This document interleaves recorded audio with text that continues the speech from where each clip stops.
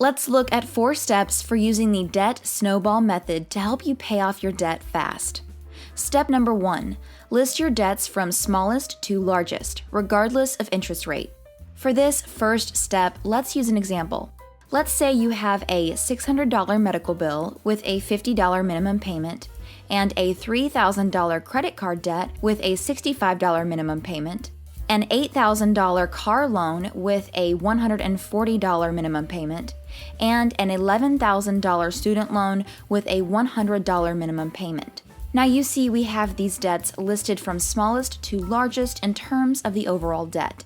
Now it's time for step 2. Step number 2, make minimum payments on all your debts except the smallest. This step is pretty self-explanatory. On every single debt you have, you're going to just make the minimum payment. Step number 3, pay as much as you can on your smallest debt. Now, in addition to making the minimum payments on each of your debts, you're going to pay extra attention to your smallest debt and focus on paying that off first. You can do this by paying as much as you can each month toward this debt.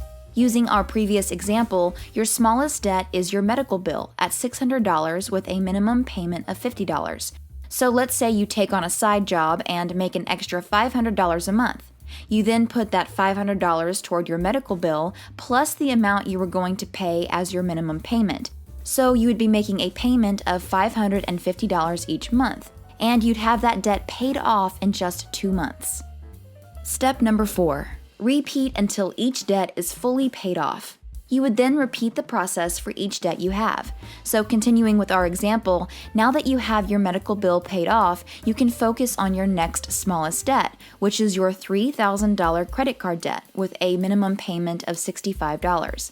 Now that you no longer have your medical bill to worry about, you can put that $550 you were spending on your medical bill to go toward your credit card debt. Once you get that paid off, you can use that $65 minimum payment to go toward your next debt.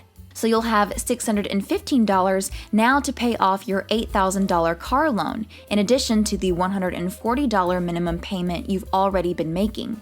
Once that's paid off, you can now use that extra $140 a month to pay off your next debt. So you'll now have $755 to pay off the $11,000 student loan, in addition to the $100 minimum payment you've already been making. So you can see how your money starts to snowball and works in your favor to help you knock out each and every debt one by one.